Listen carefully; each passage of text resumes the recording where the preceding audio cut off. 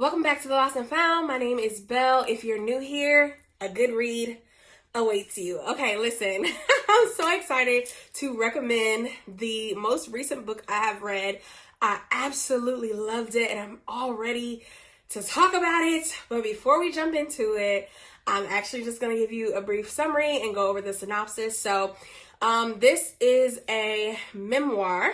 So the author wrote a book based on her life experiences, and we follow her just through different lessons and explanations of what she believes it means, and why she is classifying herself as a bad, fat black girl.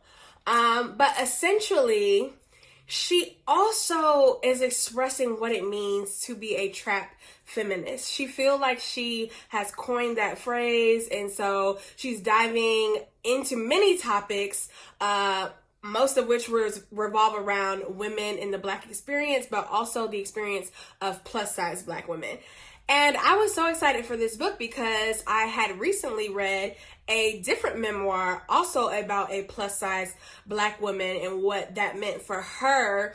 And while I loved both of the books, they are on like opposite sides of the spectrum, and we are about to get into why. But before we do, there was not really any romance in this book, so I'm gonna skip that part of my rating. But I rate this book overall on the scale of 1 to 5 hearts.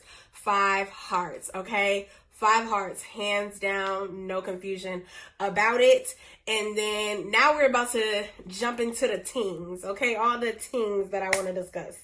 Listen, this book feels like home. This book feels like blackety black, black, black. Like, black, okay? This book feels like community, acceptance, understanding, and just really black. And if you are not Black and you don't understand what I mean by that, the Black lived experience is so many things. But I'm going to speak on America because that's where I live, born and raised. But the descendants of chattel slavery, we have a different experience and a different set of traumas as it relates to the experiences of our ancestors. And because of everything they went through and what they were conditioned to believe, we were also conditioned to believe these things. And the fact of the matter is just that in order to be accepted back then, assimilation was required. To live, to get a job, to make money, assimilation was required. And in today's world, while much has changed, we still have to assimilate in small ways. We do have to code switch, make ourselves smaller in certain places, not always be heard or speak up whether you are fat or not. This is a book about, a fat woman, but I'm just talking about the Black experience, because especially if you're a woman, that whole Black women are angry, the mad Black woman, angry Black woman trope. And as soon as you start speaking up for yourself, people are like, why are you hostile? Like, why are you, oh, don't get upset. I was just asking, all that type of. So in many ways, we are still forced to assimilate or shut up. And so reading this book geared towards not just fat Black women, but emphasis on blackety black, and her referencing trap feminism. And it felt good to my soul, okay? Now, I recently recommended another plus size memoir about the Black experience and what that means to be plus size and Black and a woman and don't mess around and be queer. That was a different book, but that book, as great as it was, felt a little more politically correct. I'm not saying the author was, but it was more palatable.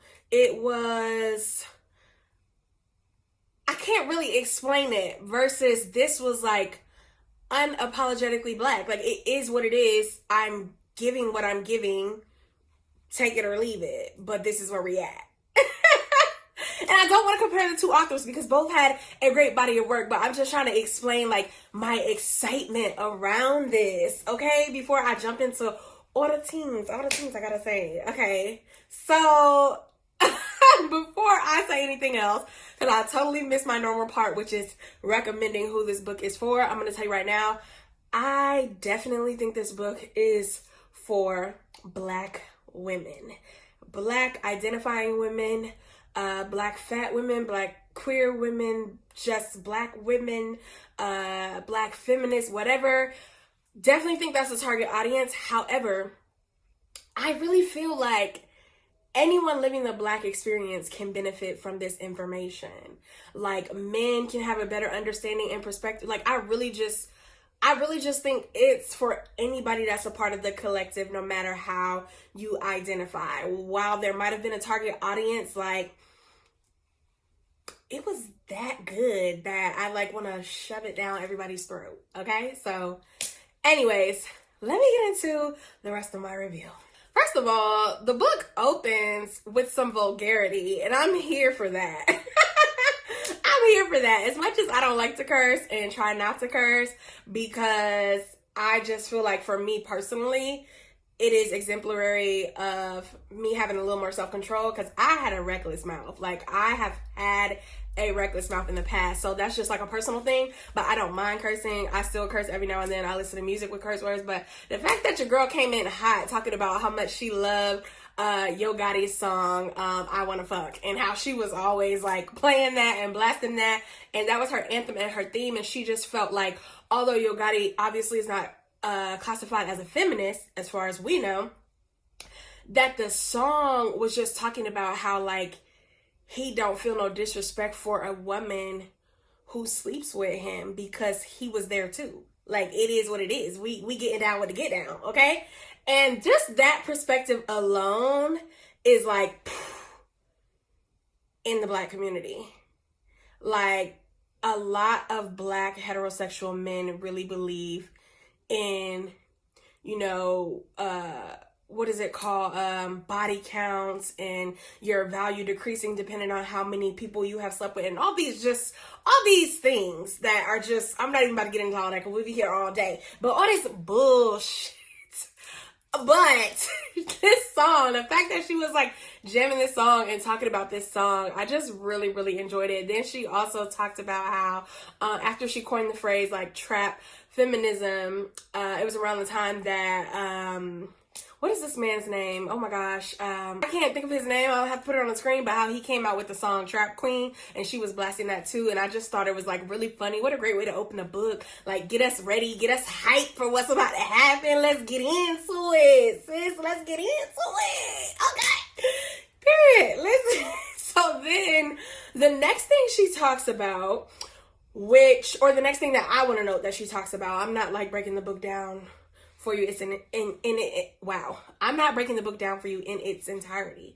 But the next thing that I want to point out that she talks about, which is not as hype, is the reality of being a Black girl, and how she was somewhere in the store or something, and she was walking by and she saw the missing posters on the wall full of little Black girls missing, predominantly little Black girls, and how she thought how sad this was because that was as much effort as the police department and the people whose job it is, you know, to keep these little Black girls safe, to keep the community safe, to find them. That was as much effort as the Black girls were gonna get. Like, your picture's on a poster on a wall and just is what it is. And I was like in so much emotional turmoil because that's an experience many of us Black girls have had, like walking into the store, leaving the store, the corner store, even depending on how old you are, the girls being on the milk cartons, but just seeing people that you know, never knowing what happened to them, people that you don't know, and being like, dang, like their family is really looking for them,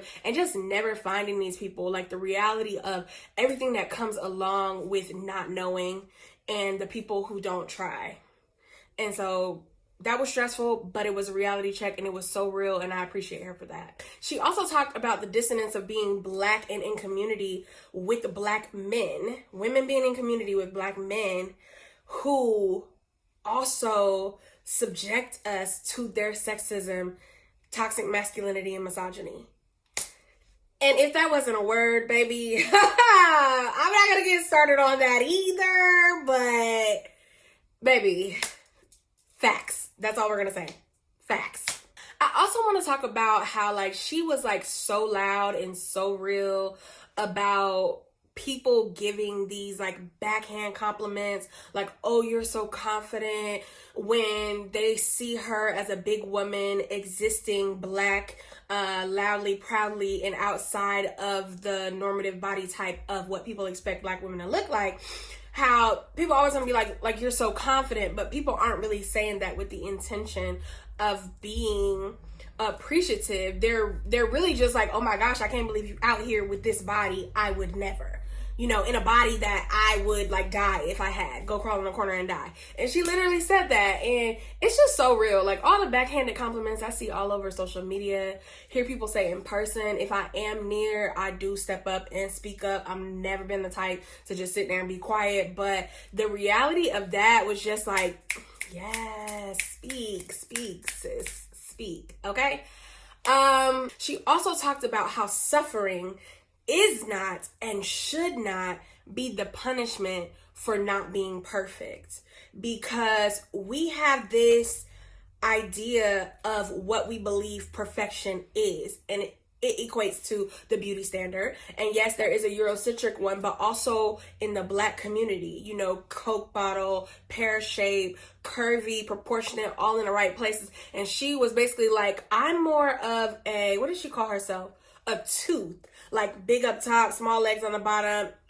Her butt is flat and kind of boxy. Like she described herself, and she was just like, I don't fit the ideal image of what men want Black women to look like or believe they should look like, even being plus size. And if you look around, even the media, how they portray plus size women, it's still curvy, Coke bottle, figure eight.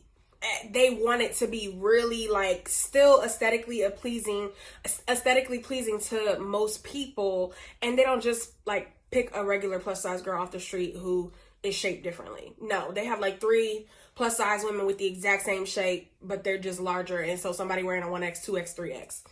Crazy. But yeah, she touched on that, and I thought that was so important because a lot of people do live a life of suffering when they are in a body they have not yet accepted. They are not willing to change. They don't love enough to keep the same or be happy about it. And suffering has never been the answer, babe. It's never been the answer, but we've all been there, and I love that she touched on it. Next, I also want to say big kudos to you, Chef Kiss. The fact that she talked about, because another book I just recommended about being fat and Black did not actually touch on this, and so, it was just so good. The fact that she talked about being a sex worker. It's a little taboo for people. Some people that's going to be like snobby or sticking their nose up or whatever, but she talked about sex work and how women are more at danger for it being illegal, and we need to decriminalize sex work, and how she was a prostitute and who taught her how to find clientele and what led her to do these things, and how she disassociated sex in some situations, like with an older guy she was talking to, disassociated sex from like any emotions. It was just like, oh, I want to get off and I want somebody else to get off. It is what it is. And in some situations she's like, and I want to get paid for it. Like, it was so empowering. And I mean empowering in a way that it's like, I can't really explain it. I don't mean that I'm going to go out and be a sex worker now. Even though most women, especially Black women, have done some form of quote unquote sex work, depending on who you're talking to, whether that be, dancing, phone sex, photos, cam girls, porn, whatever, like the list goes on, but usually somebody has experienced some part of something like that.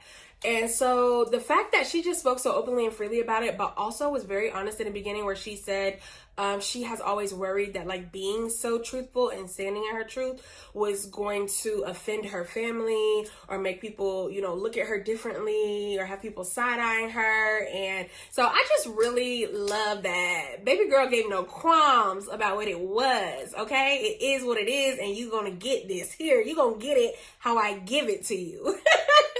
I think another reason I love this book so much, although it was a memoir, I also did a recommendation on a book called Black Girls Must Die Exhausted. And I was very disappointed with that book, even though I recommended it. And I talked about how I felt like those individual experiences of the characters should have been tied back to the Black collective. And I felt like there were so many missed opportunities for that. Versus in this book, I feel like baby girl snapped on every opportunity. She did her thing.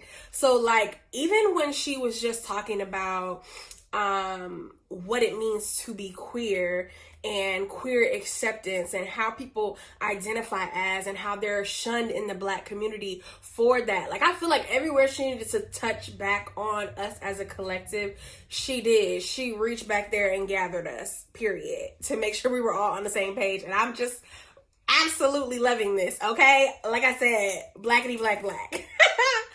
Also, she also referenced the fact that Black girls are trained at an early age to advocate for Black boys or Black men, you know, be there for them in ways regardless of how they treat us, and even expected to take responsibility for their failures, inadequacies, and toxicity. So a perfect example, when a Black male is mistreating someone, his single mother is blamed. You know what I'm saying? But this is a whole grown man making his own decisions. We don't even know what this lady taught him. Sometimes it do be, you know, the upbringing, and sometimes it's not. But even when it is the upbringing, and she didn't say this, but this is me, even when it is the upbringing, most times it is because the Black experience in and of itself is a struggle. If all you had was a single mom and homegirl was working 2 jobs to make sure y'all survived, when was she gonna have time to teach you? And that's not me making excuses for people who just neglected their sons. But I'm just saying some situations and some experiences, that does make sense. But I just feel like, how does the burden always fall back on Black women? Yeah, that's something, you know, I'm not going to get any further into that. But I just really loved everything about this book, everything she had to say, the way she laid out the information. I even really enjoyed the fact that at the end she talks about how one of the publishers who turned her down for this book said that it was because it was too targeted. Like the fact that it was trap feminism and very blackity black black black, it was too targeted towards a small audience of the Black community. So she didn't feel like everyone could read it, of all races or biracial or whatever. And it's like, I just want people to realize that it is okay for Black people to have something of their own. We are naturally, as a collective, people who share, include. That's where the 1 drop rule came from. You know, it's been in our nature that because we were not accepted, we take in those who are also not accepted. Like, come be a part of what we got going on over here. Like, almost every Black family I know has a white auntie, some biracial cousins, a half white great grandma who was raped by the slave master. My grandma is actually biracial. You know, so while we are so accepting of everything and everyone, people don't reciprocate that same energy for us. And you can't control how people act. You only get to experience people, and if you don't like what you're experiencing, you have to remove yourself. And I'm just saying, all of that is why it's okay to keep something sacred, like this quote unquote, which is not real, this metaphysical, this fictional barbecue. You will see all over social media people just inviting people that do not fit into the collective to the barbecue for the craziest things. Like, they dancing on beat, and it's like, oh, you invited to the barbecue.